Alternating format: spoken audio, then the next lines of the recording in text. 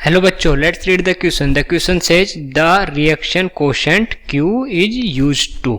तो reaction quotient किस किस को में यूज आता है ये बताना अपने को। तो ए है predict the extent of a reaction on the basis of its magnitude, and B है अपना predict the direction of the reaction, and C है कैलकुलेट इक्विलिब्रियम कंसंट्रेशंस, और लास्ट है अपना calculate equilibrium constant.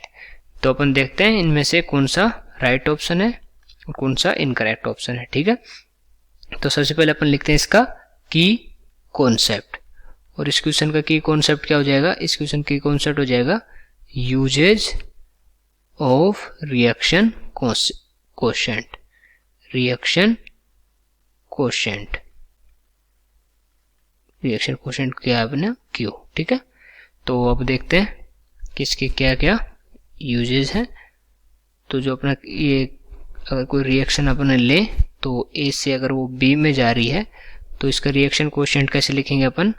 Reaction quotient हो जाएगा इसका B की कंसंट्रेशन डिवाइड बाई A की कंसंट्रेशन, मतलब प्रोडक्ट की कंसंट्रेशन डिवाइड बाई रिएक्टेंट की कंसंट्रेशन। और इसका अगर अपन Kc लिखना चाहें तो Kc क्या हो जाएगा? B की कंसंट्रेशन अपॉन A की कंसंट्रेशन, और पर ये कब होगा? ये एट इक्विलिब्रियम, एट इक्विलिब्रियम।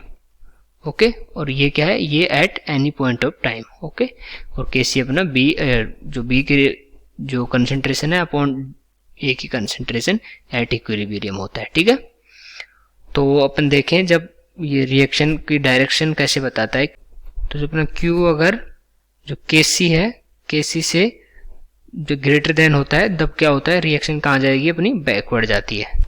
ठीक है, और अगर Q इक्वल टू Kc होता है तब होता है इक्विलिब्रियम कंडीशन, इक्विलिब्रियम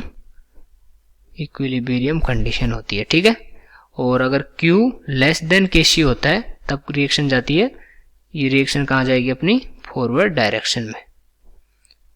ठीक है, और ये फॉरवर्ड में क्यों जाएगी अभी देखते हैं अपन।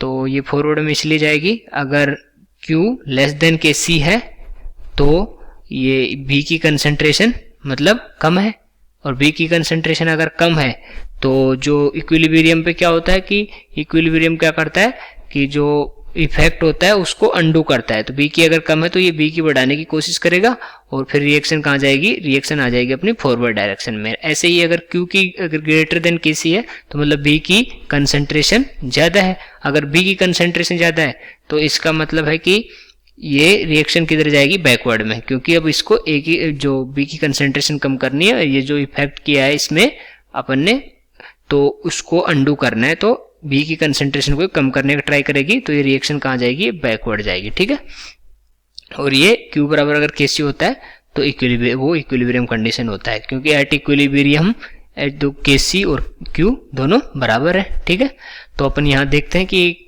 क्या कर दे ये इसका काम क्या हुआ। तो यूज क्या हुआ? यूज हुआ इसका प्रेडिक्शन